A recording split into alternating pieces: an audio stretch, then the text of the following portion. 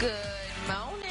It is 6:33. I'm Chelsea Jones. I'm Anna McAllister. And I'm meteorologist Lexi Birmingham. We're all on that blue wave today. Yes, a blue wave today. We're matching the sky. We're happy it's not raining. Hopefully you are as well. I think everybody is, because it was a cold rain yesterday too. But speaking of cold, it is a cold start to our morning. But like we were mentioning before, no clouds, seeing a beautiful start to our sunrise as we look off towards the east. Just make sure you grab the jackets, especially for those morning hours, because we are going to be hanging out in the 30s a little bit longer before getting up into the 40s by lunchtime and eventually into the lower 50s later this afternoon. But like Chelsea mentioned, and Anna too, I think we're more excited to see the sun after a few past cloudy days. That is your forecast first. An hours-long standoff between two suspects and police ended with multiple people dead, including one officer. Andy Rose explains why authorities say the suspects targeted the Jersey City location they attacked.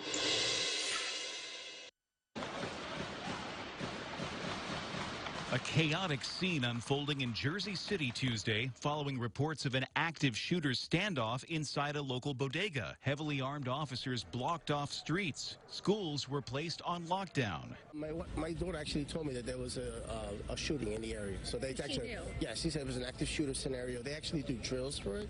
Police say the situation began with the killing of Detective Joseph Seals and involved a stolen vehicle. One stolen U-Haul vehicle that may contain an incendiary device that has since been taken from the location and is being examined by our bomb squad members. The standoff at the bodega reportedly started around noon. Our officers were under fire for hours. I heard over 200 gunshots. 3 other officers were wounded in the gunfire, but are expected to survive. 5 people were found dead inside the bodega. Police believe 2 suspects were among those who died. There are days that require us to stop and think about what it means to put on a uniform every day.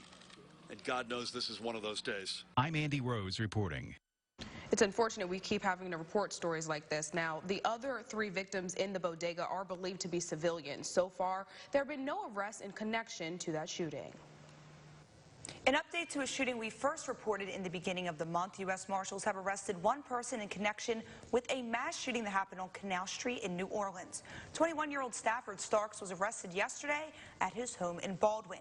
He's charged with attempted second-degree murder, illegal use of a weapon, and aggravated obstruction of justice. And a warrant has also been issued for this man, 22-year-old LeBryson Polidor. Police are still looking for him. The shooting happened on December 1st. 10 people were shot, including a 16-year-old. Starks will be extradited back to New Orleans to face charges. We now know the name of the victim killed in a house fire in Wisner over the weekend. The State Fire Marshal's office is identifying the victim as 72-year-old Ronald Bixler. The fire happened around 6:30 a.m. on Sunday. Investigators believe the fire likely began in the bedroom, but the exact cause remains under investigation. Now, they're not ruling out the potential for electrical malfunctions related to the home's wiring or the use of a space heater. Well, after losing its liquor license in 2018 for serving alcohol to minors, Live Oak's Bar and Ballroom shut down. The owners of the bar went before the city council last night in hopes to reopen its doors. NBC 10's Hunter Elise tells us more. In May of 2018, Live Oak's Bar and Ballroom closed their doors after being on a suspension period for selling alcohol to minors. Leaving many residents confused, the bar left regular attendees without a hangout spot for the weekend. Fun, positive. I love that there's always live music there. The close came as a surprise after business seemed to be booming with new events each week. I was very shocked. I was shocked because, I mean, it's always been a very structured atmosphere and a very trusting environment, too. Almost 2 years later, the bar applied to get their license back in hopes to open doors for business once again. Tuesday night, Monroe City Council talked about the new alcohol license application, and council members voted the bar a new license. Council members say as long as the bar follows the requirements for the license, they can sell alcohol to those above the age of 21. Although the bar will get their license back, not everyone is happy about another venue in the community serving alcohol. In my opinion, if you're not 21, you shouldn't be drinking whether you're at the bar or not. I mean, and honestly, I know people that are 31 that shouldn't be drinking. Despite the original setback, Live Oak's Bar and Ballroom will reopen, giving locals another spot to enjoy live music, drinks, and time with friends. In Monroe, Hunter Elise, NBC 10, your local news leader. Live Oaks Bar and Ballroom has their official grand reopening this Friday night. The Ouachita Parish School System wants to warn businesses about a scam affecting our area. A phony organization is calling businesses asking for money on behalf of the West Monroe High School baseball team in return for banner ads at the baseball complex. West Monroe High School is not currently looking for sponsorships, nor is the school's baseball booster club. Businesses should be cautious and fact-check fundraisers before making donations. Now, if you suspect fraud, call your local authorities. More students are turning to online programs for convenience and flexibility for degrees in high-demand fields. According to recent rankings, ULM's online program is meeting those needs. The university has received 35 new high-quality rankings for their online courses. Some of its recognitions include Best Online Colleges in Louisiana, Best Online MBA degree programs, and the most affordable online Bachelor's in History degree programs.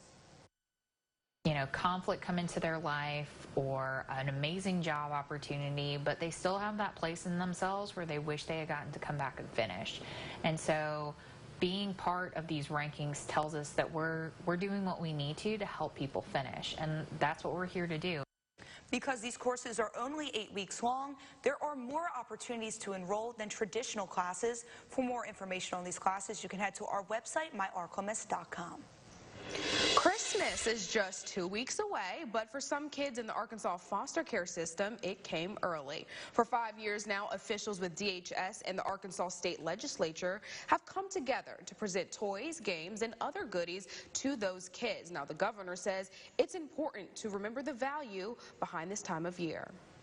But I value each one of you, and this season of the year, Christmas, is a time of people and relationships and that human touch. That's awesome. Governor Asa Hutchinson even joined in helping kids open their presents. You can see it right there on your screen. There are nearly 5,000 kids in foster care across the natural state. Well, speaking of the holidays, do you have a recipe that you love to make? Well, if you do, we want you to come on our morning show as our holiday host. Now through New Year's, we will pick a weekly holiday host to come in and cook one of your beloved dishes with us. We're looking for easy side dishes and desserts that people at home can cook. If you want to come in and cook with Chelsea and me, message us on our Facebook My Arklamiss page with your name, where you're from, and the recipe for your dish.